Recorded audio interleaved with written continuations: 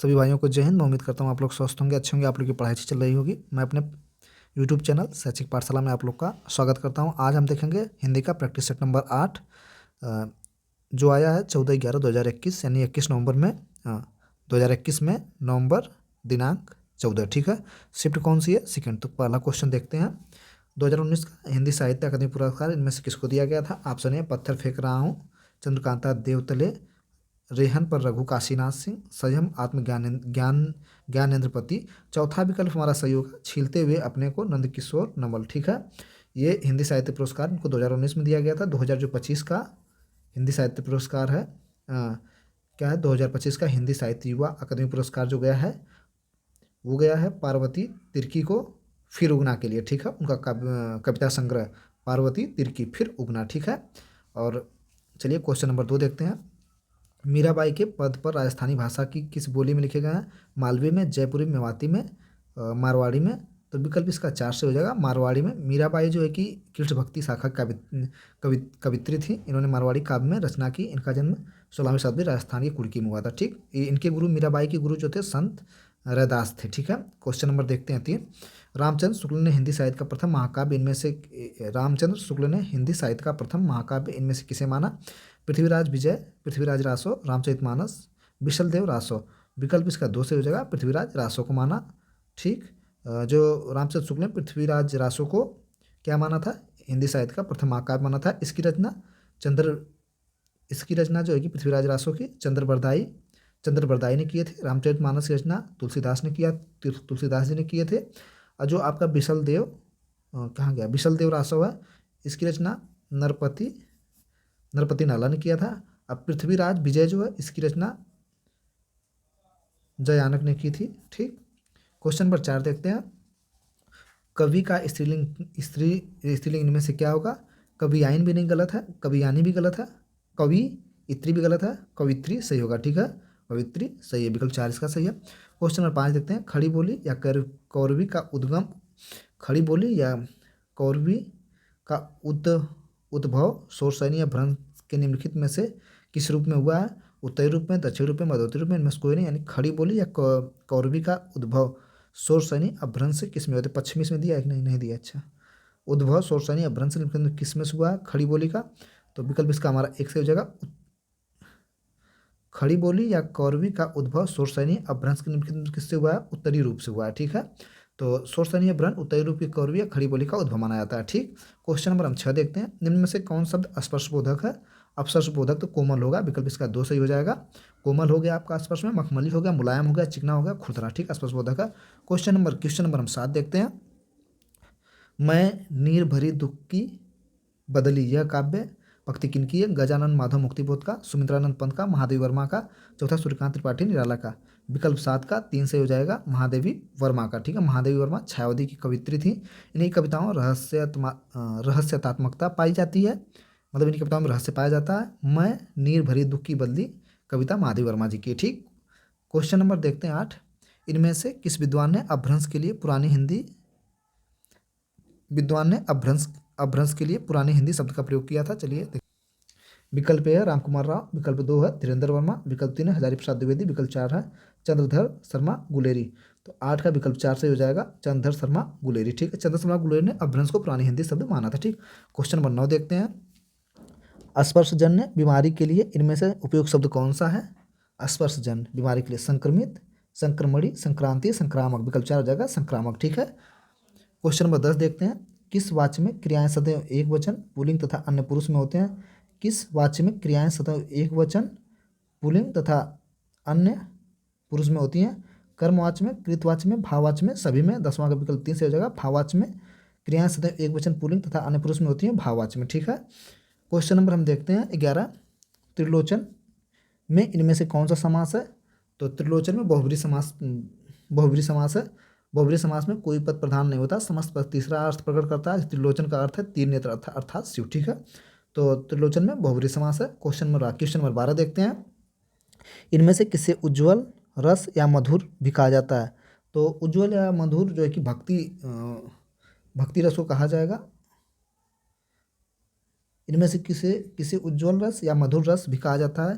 तो विकल्प इसका ऐसे हो जाएगा, भक्ति को कहा जाता है। ठीक है। क्वेश्चन नंबर हम देखते हैं, इनमें से उर्दू का उपसर्ग कौन सा है? उर्दू का उप है, भर है, अन है, अल है। तो विकल्प इसका 4 से हो जाएगा। उर्दू का उपसर्ग जो है कि अल होगा। ठीक है। भर अन, भर अन उप क्या है? हिंदी का, हिंदी के संस्कृत का उपसर्ग है। ठीक है। क्वेश्चन नंबर हम 14 देखते हैं, निम्नलिखित में से कौन सा शब्द तत्सम है? पंख, पत्थर, पंछी, प्रकट। तो जो होगा प्रकट, प्रकट क्या है? प्रकट तत्सम है, बकिया सभी लोग तद्भव है। अब हम प्रकट का तद्भव देख लेते हैं। प्रकट का तद्भव, प्रकट का तद्भव क्या हो जाएगा? प्रगट, प्रगट। ठीक है। पंख जो है कि पंख भी तद्भव है। पंख क्या है? पंख तद्भव है। पंख का तत्सम हम देखेंगे, पक्ष हो जाएगा। पंछी क्या है? पंछी हमारा तद्भव है, पंछी का पक्षी हो जाएगा। ठीक है। पत्थर जो है, पत्थर हमारा तद्भव है, इसका जो है कि तत्सम पाषाण हो जाएगा। ठीक। क्वेश्चन नंबर हम 15 देखते हैं, इनमें से कौन सा शब्द अतिथि शब्द का समानार्थी नहीं है? समानार्थी नहीं है। यात्री, यज्ञ में सुमलता लाने वाला, उत्तर, साधु। तो 15 का विकल्प हमारा 3 से हो जाएगा उत्तर। ठीक है। उत्तर नहीं है, बकिया सभी जो है कि अतिथि का समानार्थी है। यात्री भी हो जाएगा, यात्री भी, यज्ञ में सुमलता लाने वाला, साधु भी। ठीक है। क्वेश्चन नंबर 16 देखते हैं, जब किसी पद की व्याख्या करनी हो या उसके संबंध में विस्तार से कुछ कहना हो तो इनमें से किस विराम चिन्ह का उपयोग किया जाता है? तो विकल्प इसका ये सही हो जाएगा, विकल्प 4। ये विवरण चिन्ह है, जब किसी का विवरण दिया जाता है इसको विवरण बोलेंगे। ठीक है। और क्या, इसको हम बोलते हैं तुल्यता या समता सूचक। ठीक है। तुल्यता बराबर का, तुल्यता या समता सूचक। ठीक है। और ये आपका जो है अल्प विराम है। ठीक है। अल्प विराम है, इसको हम बोलते हैं अपूर्ण विराम। ठीक है। जब 2 बिंदी हो जाती है सिर्फ तो अपूर्ण हो जाता है, अपूर्ण विराम। ठीक है। बहुत बार विराम चीज हो चुका है। ठीक, फिर से देख लेते हैं, दिखाई नहीं दे रहा था। ये आपका विवरण चिन्ह हो गया, ये समता या तुल्यता चिन्ह हो गया, ये अल्प विराम हो गया, ये जो है कि अपूर्ण विराम हो गया, यहाँ लिख दिए। ठीक। क्वेश्चन नंबर 17 देखते हैं, पूर्वी हिंदी का विकास निम्न में से किस अपभ्रंश से हुआ है? तो पूर्वी हिंदी का विकास जो है ये अर्धमागधी से हुआ है। विकल्प इसका पूर्वी हिंदी का विकास निम्न किस अपभ्रंश से हुआ? तो अर्धमागधी से हुआ है। सोर सैनिक का पश्चिमी हिंदी से हुआ है, और मागधी का जो है बिहारी हिंदी से हुआ है। ठीक है। क्वेश्चन नंबर हम 16 देखते हैं,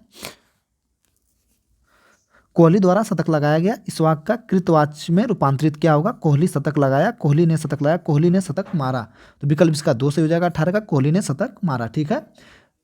18 का विकल्प हमारा 2 से हो जाएगा, कोहली ने शतक मारा। 3 पे लगा दिए थे, कोहली ने शतक लगाया, सॉरी मारा नहीं, गलत है, कोहली ने शतक लगाया। कोहली द्वारा शतक लगाया गया, इसका इस वाक्य कृतवाच्य में रूपांतरित क्या होगा? कोहली ने शतक लगाया। ठीक है।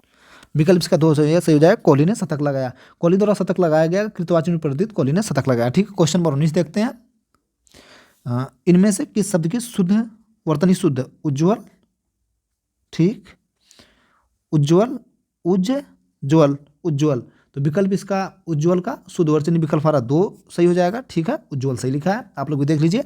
इनमें से तंद्रालु में प्रयुक्त प्रत्यय कौन सा है? तो लू जो है कि प्रयुक्त प्रत्यय है। ठीक है। 20 का 2 विकल्प सही है। अब छोड़ते हैं 21 से 23। 24 में क्या है? 24 में है कि चंदन का पर्यायवाची शब्द इनमें से कौन सा? मलयज है, मंडन है, सोम है, मिरिच है। तो चंदन का पर्यायवाची मलयज हो जाएगा, मंडन का श्रृंगार पर्यायवाची हो जाएगा, सोम का सुधा हो जाएगा, मिरिच का किरण हो जाएगा। ठीक है। क्वेश्चन नंबर देखते हैं 25, इनमें से कौन शब्द छंद वर्णिक है? सोरठा, सवैया, बरवें, छप्पन। तो विकल्प इसका 2 से हो जाएगा, सवैया। ठीक है।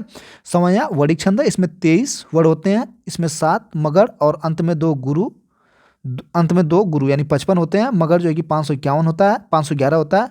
बरवें, सोरठ है, 56 मात्रिक छंद है। तो विकल्प इसका क्या सही हो जाएगा? दूसरा।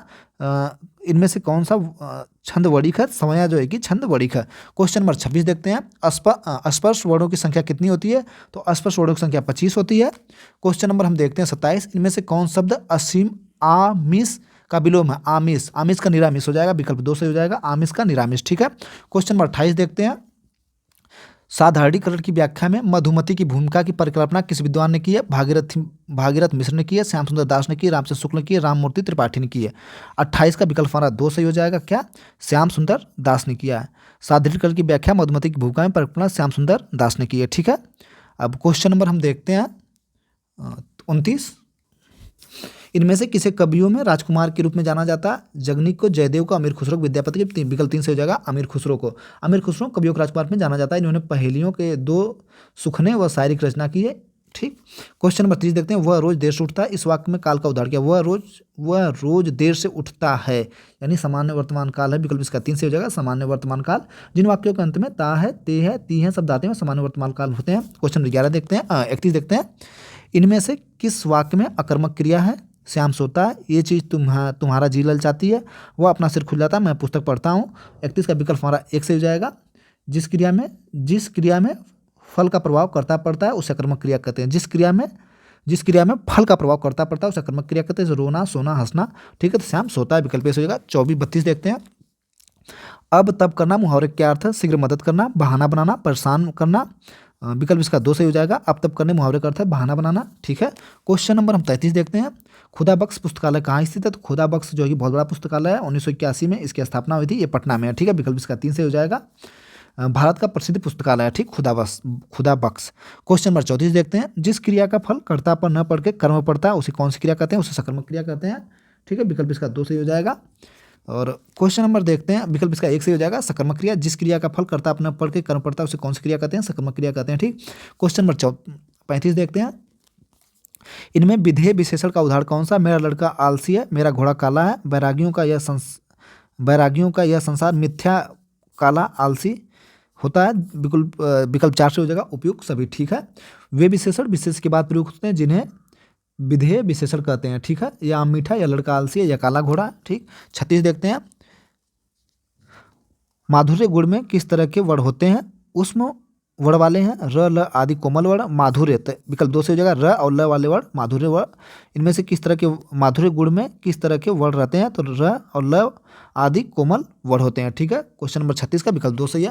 क्वेश्चन नंबर हम 37 देखते हैं, इनमें से कौन सा शब्द बहुवचन है, लड़का, प्राण, माता, किताब। 27 का विकल्प हमारा 2 से हो जाएगा। इनमें से कौन सा शब्द बहुवचन है, प्राण। कुछ शब्द सदैव बहुवचन में होते हैं, जैसे हस्ताक्षर, आंसू, दर्शन, प्राण, लोग। ठीक है, कुछ शब्द सदैव बहुवचन में होते हैं, जैसे बारिश, पानी, दूध, दही, घी, आकाश। ठीक है, क्वेश्चन नंबर 38 देखते हैं, बांसुरी बज रही है, यह वाक्य किस काल का उदाहरण है, पूर्व वर्तमान काल, सामान्य वर्तमान काल, अपूर्व भूतकाल, अपूर्व वर्तमान काल। 38 का विकल्प हमारा 3 से हो जाएगा, अपूर्व भूतकाल। ठीक है, अपूर्व क्या है, बांसुरी बज रही थी, यानी बांसुरी बज रही थी, वाक्य में किस काल का उदाहरण, अपूर्व भूत का। क्रिया के जिस रूप से कार्य का होना बीते समय प्रकट होता है उसे प्रकट हो पर पूरा प्रकट ना हो। ठीक है, जैसे बांसुरी बज रही थी, यानी बज की बंद नहीं होगी, बज रही थी, पूरा नहीं हो पाया। वही बता रहा है कि क्रिया के जिस रूप से कार्य का होना बीते समय प्रकट हो पर पूरा प्रकट ना हो, बांसुरी बज रही थी। क्वेश्चन नंबर हम 39 देखते हैं, अलंकार के संदर्भ में इनमें से कौन सा कथन सही है, तात्पर्य मात्र के भेद से शब्द और अर्थ दोनों ही पुनरुक्त को लाटानुप्रास कहते हैं। शिष्ट पदों में अनेक अर्थों का कथन श्लेष अलंकार कहलाते हैं। भिन्नात्मक अर्थ निरर्थक स्वर व्यंजन समुदाय की आवृत्ति को एमंक अलंकार कहते हैं। उपयुक्त सभी, तो 39 का विकल्प हमारा 4 से हो जाएगा, उपयुक्त सभी सही है। ठीक है, क्वेश्चन नंबर हम देखते हैं 40, आखिरी हमारा होगा क्या है, देखो बाहर कोई आया है में कौन सा सर्वनाम है, देखो कोई बाहर आया है, आया है कोई, मतलब कि निश्चय नहीं है, निश्चयवाचक सर्वनाम है, निजवाचक सर्वनाम, संबंधवाचक। विकल्प जो था 4 सही, अनिश्चयवाचक सर्वनाम है। ऐसे शब्द जिनसे अनिश्चितता का बोध होता है, देखो बाहर कोई आया है, अनिश्चयवाचक ये सर्वनाम है। ठीक, प्रैक्टिस सेट नंबर हमारा 8 समाप्त हुआ। थैंक यू, धन्यवाद।